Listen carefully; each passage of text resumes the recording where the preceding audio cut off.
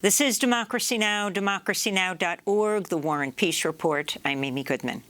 President Biden signed the Emmett Till Anti-Lynching Act into law Tuesday, culminating efforts to make lynching a federal crime that started over a century ago. The legislation was named after Emmett Till, the 14-year-old black teenager who was abducted, tortured, and murdered in Mississippi in 1955. After he was accused of whistling at a white woman in a store. Speakers at Tuesday's bill signing included Michelle Duster, the great-granddaughter of Ida B. Wells, the legendary anti-lynching journalist. Dan and I are honored to be here and represent our great-grandmother, Ida B. Wells Barnett, who once said, "Our country's national crime is lynching." She was born enslaved in 1862, Holly Springs, Mississippi, the same state where 14-year-old Emmett Till was lynched 93 years later. And in 1898, in response to the lynching of Postmaster Fraser Baker in Lake City, South Carolina, she visited President William S. McKinley right here in Washington to urge him to make lynching a federal crime. Since my great-grandmother's visit to the White House 124 years ago, there have been over 200 attempts to get legislation enacted. But we finally stand here today, generations later, to witness this historic moment of President Biden signing the Emmett Till anti-lynching bill into law. 14-year-old Emmett Till was brutally murdered August 28, 1955. He had been accused of wolf whistling at a white woman, Carolyn Bryant, and dragged out of his great-uncle's home in Money, Mississippi in the middle of the night, where his mother, Mamie Till Mobley, had sent him from Chicago for the summer. Several days later, his brutally beaten, disfigured body, weighted down with a 75-pound cotton gin fan tied to his body with barbed wire, was pulled out of the Tallahatchie River. The LaFleur County Sheriff attempted to force the immediate burial of Emmett Till, but Mamie Till intervened and paid almost a year's salary for his body to be shipped back to Chicago. There, the funeral director refused to open the box for her to view her son's corpse. "Give me a hammer," Mamie Till demanded. He relented and allowed her to view Emmett's mutilated remains. By then, the murder had sparked outrage across the nation. Mamie Till Mobley insisted Emmett receive an open casket funeral. "Let the world see what I've seen," she said. This is Mamie Till Mobley speaking in the documentary The Untold Story of Emmett Lewis Till about what she had seen. Her description is extremely graphic, a warning to our listeners and viewers. At the end of the expert, you see what Mamie Till wanted the world to see: Emmett Till's mutilated face. I saw his tongue had been choked out and it was lying down on his chin. I saw that this eye was out and it was lying about midway the cheek. I looked at this eye and it was gone. I looked at the bridge of his nose and it looked like someone had taken a meat chopper. Well, I looked at Mr. Rayner, and Mr. Rayner wanted to know, was I going to have the casket opened? I said, "Oh, yes, we're going to open the casket." He said, "Well, Miss Bradley, do you want me to do something for the face? Want me to try to fix it up?" I said, "No, let the people see what I've seen." I said, "I want the world to see this, because there's no way I could tell this story and give them the visual picture of what my son looked like." That's Mamie Till Mobley, the mother of Emmett Till, speaking in the documentary The Untold Story of Emmett Lewis Till. Mamie Till's decision helped draw attention to lynching. Last November would have been her 100th birthday. For more, we're joined by two guests in Chicago. The Reverend Wheeler Parker Jr. is Emmett Till's cousin, his best friend. Reverend Parker was 16 years old when he witnessed Emmett Till's abduction from his great-uncle's home in Money, Mississippi. Also with us, Michelle Duster, the great-granddaughter of the pioneering investigative journalist Ida B. Wells, who in 2020 was recognized with a posthumous Pulitzer Prize for her, quote, outstanding and courageous reporting on the horrific and vicious violence against African Americans during the era of lynching. Michelle Duster is an author, professor, public historian, and advocate for racial and gender justice. We welcome you both to Democracy Now! Reverend Wheeler Parker Jr., I mean, to have the two of you here together is historic. And I wanted to go to the Reverend as we just listened to your aunt, to Mamie Till Mobley, describe what happened to your best friend, your cousin, who is 2 years younger than you. If you could go back to that night in 1955, still so vivid with you, and I apologize for asking you to do this, to talk about what took place and the impact not only on your family, but on the world. Yes, it's kind of hard to understand what it was like in Mississippi at that time. If you didn't live there and experience it, it just seemed unreal.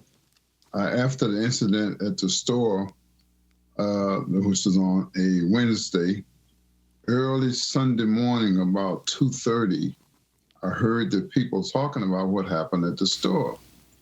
I said, you got two guys here from Chicago and want to talk to the fat boy that did the talk at the store. And right away, having been raised, my formative years were spent in the South, and I was well entrenched in the ways and mores of the South. I started praying. I said, God, we're getting ready to die. These people are finna kill us. I know people have been killed before.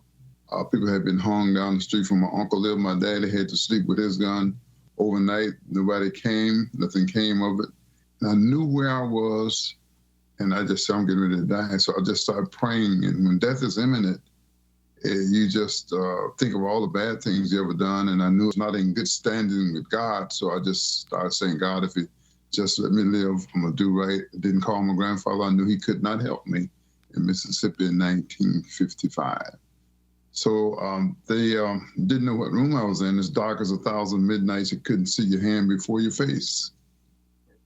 And there's large landowner's home, former landowner's home, and I heard them coming my way, and then they walked with a pistol in one hand and a flashlight in the other. I'm shaking like a leaf on a tree, and I closed my eyes, just thinking this was it, I'm gonna be shot. And of course they went by me, and I woke up, they were passing by me, and they went to the third room. They found Emmett in bed with my Uncle Simeon, who was 12 years old. And they aroused him up, and I think he would have put his socks on. It was just pure hell in that room, and just the atmosphere was just thick with terror and fear. And I think he finally got his shoes on, and they left with him. My grandmother tried to pay them, and my grandfather begged him not to take them, and that was the last time we saw him alive. I wanted to go to a clip of Emmett Till's great uncle. This is the Reverend Mose Wright speaking about Emmett's abduction. It's from that same documentary, The Untold Story of Emmett Till, directed by Keith Beauchamp. This is Mose Wright. I am the uncle of Emmett Lewis Till. Sunday morning, about 2:30, someone called at the door. And I said, who is it? And he said, this is Mr. Bryant. I want to talk with you and the boy. And when I opened the door, there was a man standing with a pistol in one hand and a flashlight in the other hand. And he asked me did I have two boys there from Chicago?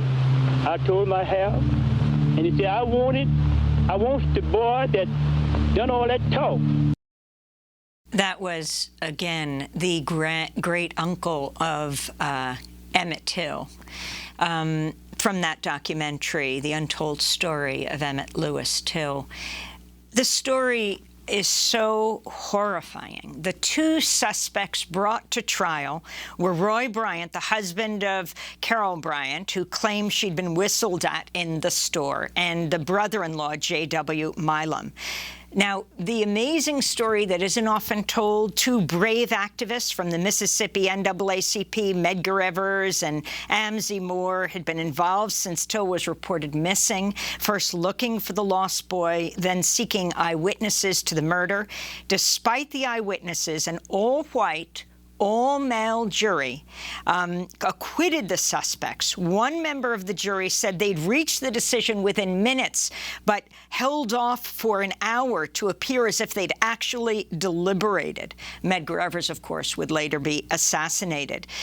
After the acquittal, Bryant and Milam sold their story to Look magazine for $4,000, about the same amount that Mamie Till paid to ship her dead son home, equivalent of over $40,000 in 2022, and they admitted that they had murdered him. Reverend Wheeler Parker Jr., your response to the Emmett Till Anti-Lynching Act that has now been signed into law 70 years later. This is after over 200 attempts at getting an anti-lynching law over the last century. Your thoughts? I have great commendations for those who had the courage and the fire and the guts and the ability to do what's right over 200 times, and these guys that stood up and did it. It speaks volumes, not only for them, but for America.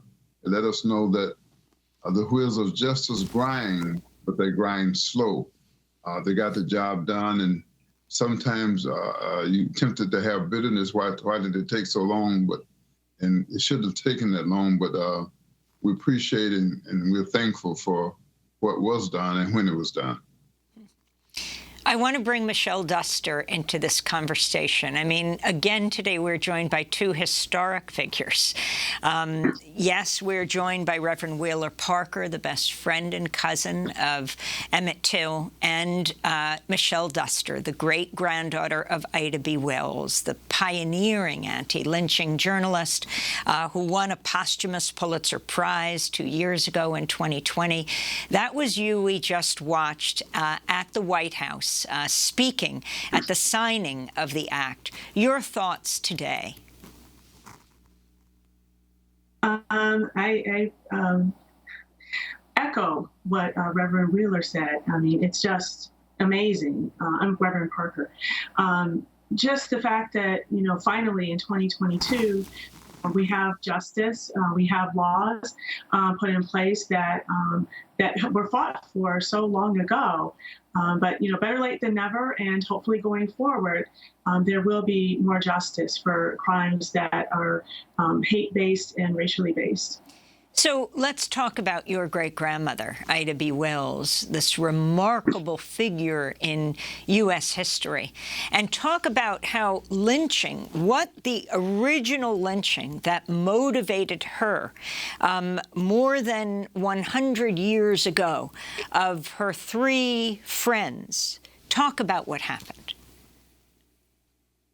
Right. Well, in 1892, three of my great-grandmother's friends owned a grocery store, which rivaled the white-owned grocery store.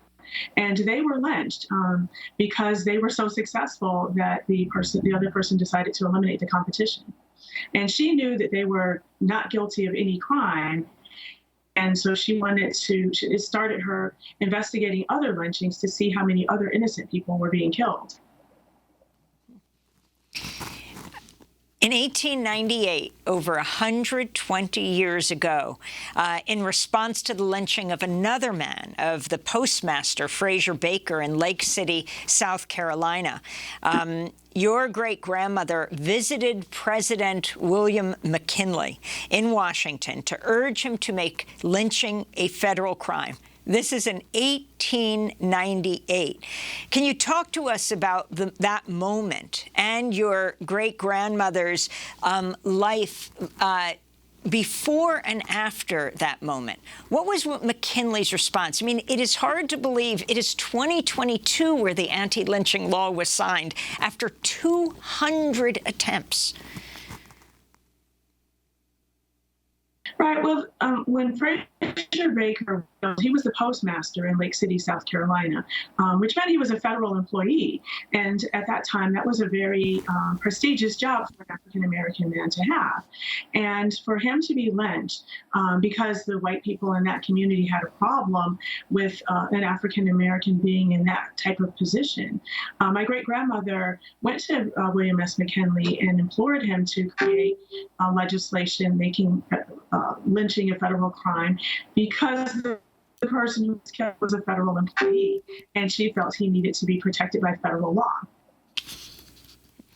And can you explain what exactly this law means? I mean, if someone is murdered and they are tried and found guilty, they're found guilty of murder. Talk about what the law does.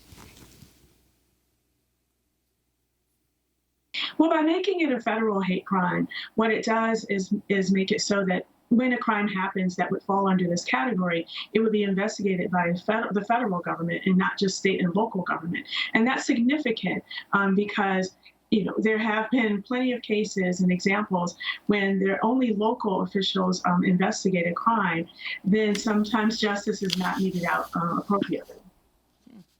I wanted to ask if you have a message for the 3 Republicans in the House, Andrew Clyde of Georgia, Thomas Massie of Kentucky, and Chip Roy of Texas, who voted against the bill. Well, hopefully history will take care of that, and their names will be known as those who oppose this law. And Reverend Wheeler Parker Jr., do you have a message for them? 67 years after your best friend and cousin was lynched, was murdered and brutalized. I think history will remember them, and they will be remembered in history. And I don't try to understand. I haven't heard why they voted against it. I would like to know why. But we of course, have to pray for people like that. And the results, the percentage we got to turn out almost 100%, they don't even really count. What does this anti-lynching law mean for police killings? For example, of George Floyd, of other killings like Ahmaud Arbery, one of the people involved with his murder, was also a former police officer.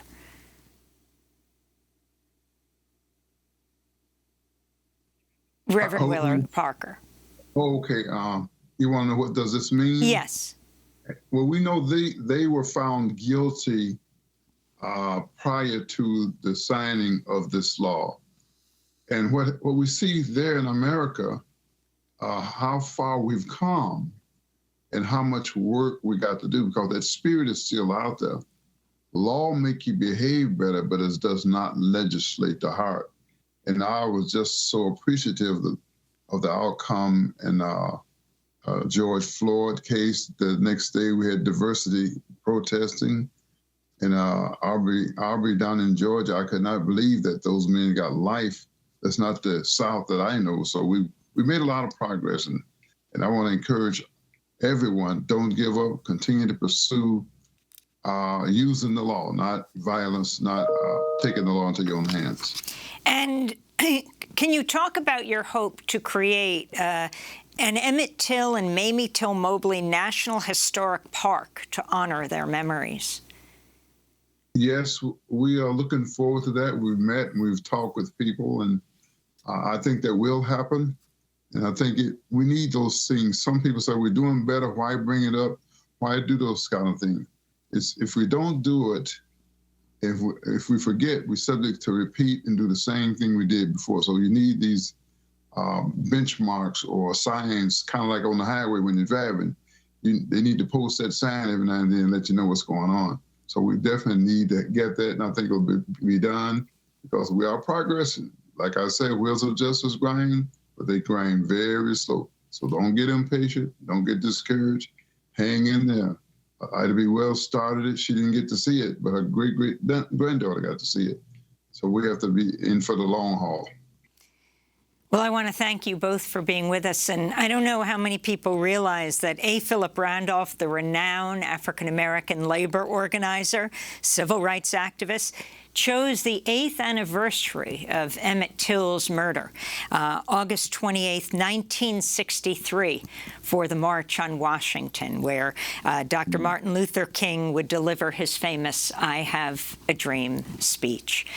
Thank you so much both for being with us. Reverend Wheeler Parker Jr., Emmett Till's cousin, best friend, and Michelle Duster, the great-granddaughter of Ida B. Wells, the author, professor, public historian, advocate for racial and gender justice. Michelle Duster spoke at the signing of the Emmett Till Anti-Lynching Act.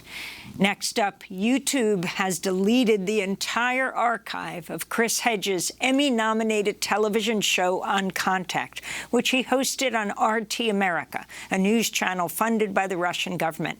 We'll get an update from the Pulitzer Prize-winning journalist about what happened. Chris Hedges is also just back from the wedding of the imprisoned WikiLeaks founder, Julian Assange, in the maximum security prison, Belmarsh. Stay with us.